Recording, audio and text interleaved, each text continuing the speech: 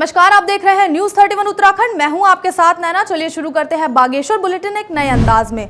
बागेश्वर में आज हिरमोलिया और बिजोरिया के ग्रामीण सड़क, पेयजल और बिजली की समस्या को लेकर जिलाधिकारी के पास पहुंचे। इस दौरान कार्यालय में पहुंचे ग्रामीणों ने जिलाधिकारी को अपनी समस्याएं बताई। साथ ही उन्होंने अभावों में जीवन यापन करने की बात कही। वहीं इस मौके पर जिलाधिकारी ने ग्रामीणों को व्यवस्थाओं में सुधार करने का आश्वासन दिया है। से ऊपर के हमारे गाँव हैं, गाजली है, हिरमोली है, कलाग है, बिजोरिया है और चिड़ंग और खुलदौड़ी गांव के लोग हैं, जिसमें जो समस्या है सबसे बड़ी इधर सड़क की समस्या है, जिसके संबंध में अपर जिलाधिकारी महोदय से वार्ता भी हुई और विभाग के अधिकारियों को भी उनके द्वारा बुलाया गया। दूसरी समस्या थी वहाँ पर विद्युत की, जो लगातार रोस्टिंग हो रही थी और कई हफ्ते तक लाइट ना होने की वजह से ऑनलाइन पढ़ाई में बहुत सारी दिक्कतें इनको आ रही थी।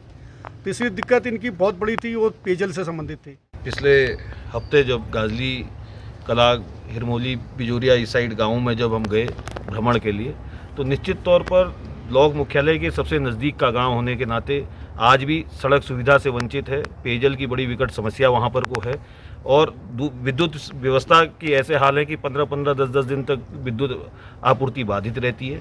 अभी ये मान के चलिए, अभी बीच में जब बीमार वहाँ के बुजुर्ग हुए, माताएं बहनें जो डोली में लाने पड़ते हैं, 4 लोगों की जानें डोली में लाने के बावजूद भी उनकी चली गई। तो एक तरफ से हमारे गांव में रोड नहीं है और दूसरी तरफ पानी नहीं है, तीसरी तरफ से बिजली भी नहीं है, बरोबर आता नहीं है। बच्चे हमारे ऑनलाइन पढ़ाई करते हैं और हमारे गांव में बिजली कंटिन्यू पहुंच नहीं पाती है और ये चिड़ंग से हमें मतलब राशन लेके जाना पड़ता है, सिर से 4 किलोमीटर दूर है।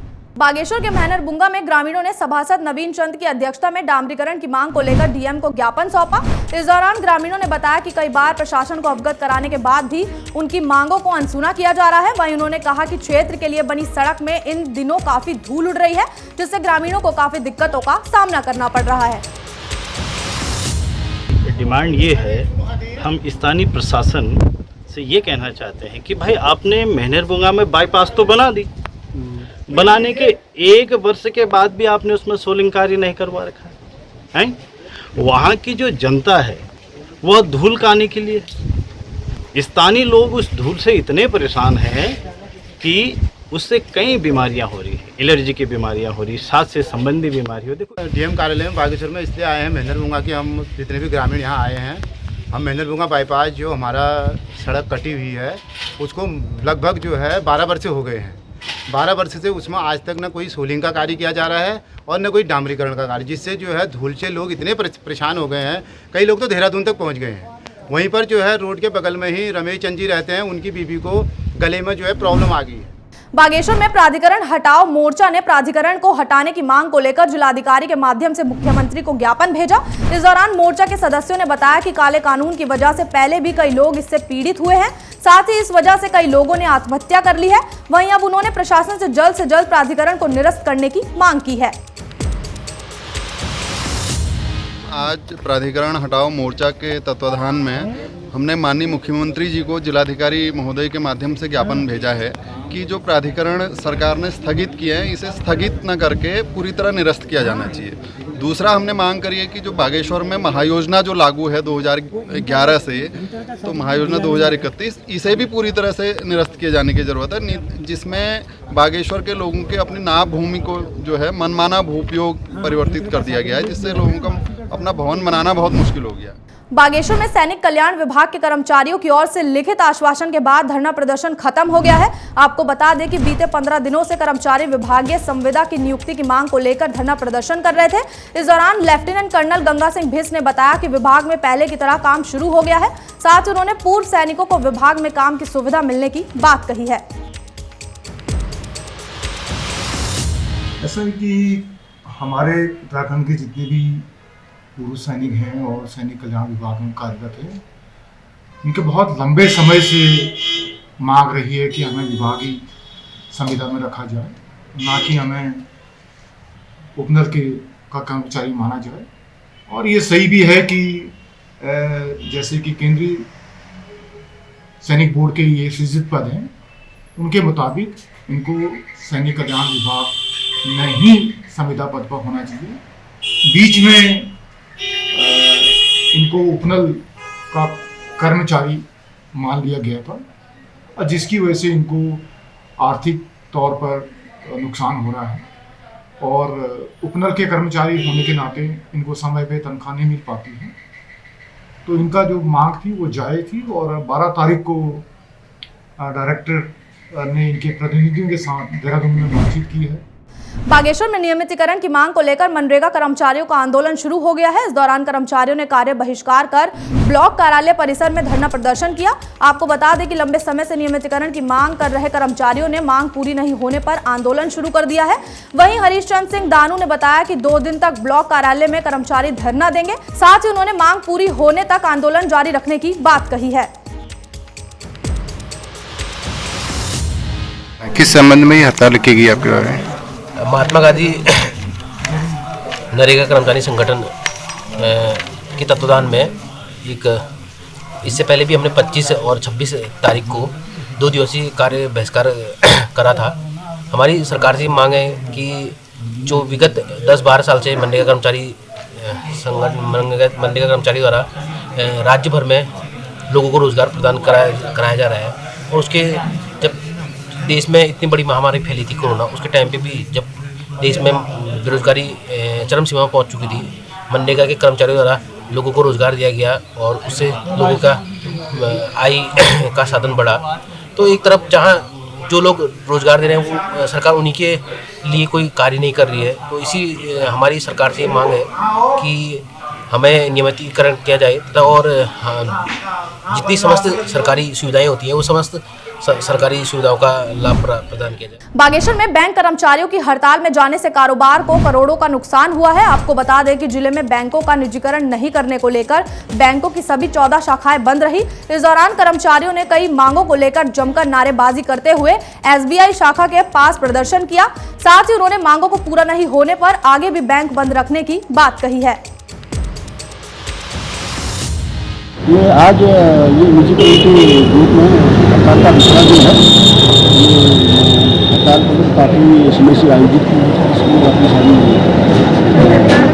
तैयारियाँ की गई और सरकार का निजीकरण करवाने के चलते ये हड़ताल आयोजित करवाई गई है, जिसमें से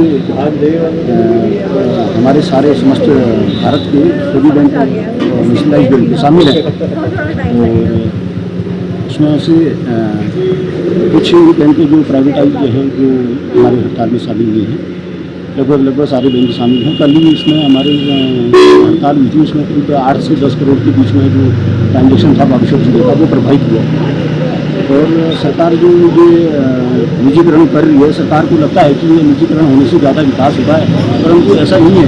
अगर निजीकरण होने से ज़्यादा विकास होता तो आज all India institute of medical science उसको भी अगर आप निजीकरण करके एक बार देख लो तो उसमें से मतलब आप जितना भी आउटपुट दे पा रहा है उतना आउटपुट शायद नहीं दे पाएगा, क्योंकि इसमें भी गवर्नमेंट का बेटर कंट्रोल है।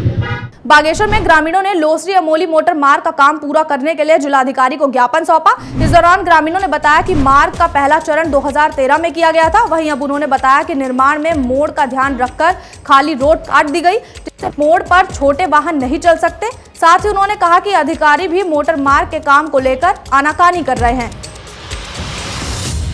ये सड़क जो है 2013 में कट गई थी, तब से अभी तक इस पर कोई कागजी कार्रवाई नहीं हुई।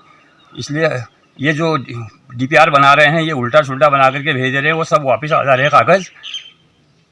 तो बार बार कहने के बावजूद भी इस पर कोई काम हुआ नहीं। बागेश्वर के कांडा में DM विनीत कुमार ने आज तहसील का निरीक्षण कर व्यवस्थाओं का जायजा लिया। इस दौरान जिलाधिकारी ने पटल सहायकों को प्रमाण पत्रों को समय से उपलब्ध कराने की बात कही।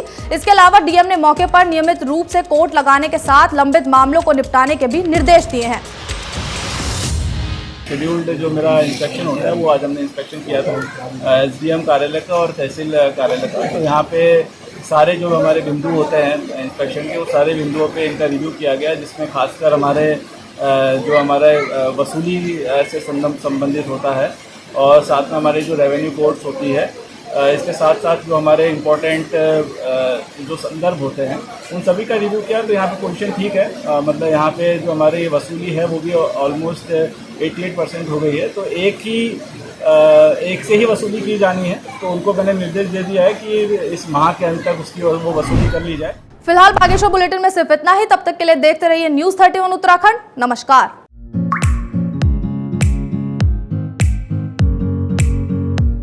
ग्रेनी सोलर एनर्जी लेकर आया है आपके शहर हल्द्वानी में एल्कलाइन वाटर प्यूरिफायर और एसी लाइट्स, जिससे आपको और आपके परिवार को मिलेगा नेचुरल मिनरल वाटर और 7 वॉट की लाइट्स में 6000 वॉट के बल्ब की जितनी रोशनी। अब आप भी एल्कलाइन वाटर प्यूरिफायर के साथ पीजिए प्रकृति जितना साफ पानी और घर को कीजिए एसी लाइट्स के साथ रोशन, जो कि आपके इलेक्ट्रिक बिल को 80% तक कम कर देगा। जो वाटर इंटेक होता है 7 PS से ऊपर का वाटर बेस्ट होता है, जो हाइड्रोजन या नेगेटिव ORP के लिए ORP को अच्छा करता है, तो उसी के लिए एल्कलाइन के बहुत सारे फायदे हैं। एसी लाइट्स और एल्कलाइन वाटर प्यूरिफायर के लिए आज ही संपर्क करें। देवगुरु एंटरप्राइजेस, 3 पानी रोड, हल्द्वानी, नैनीताल। अधिक जानकारी के लिए कॉल करें 9760167090 पर। हर खबर में होगी हमारी नज़र।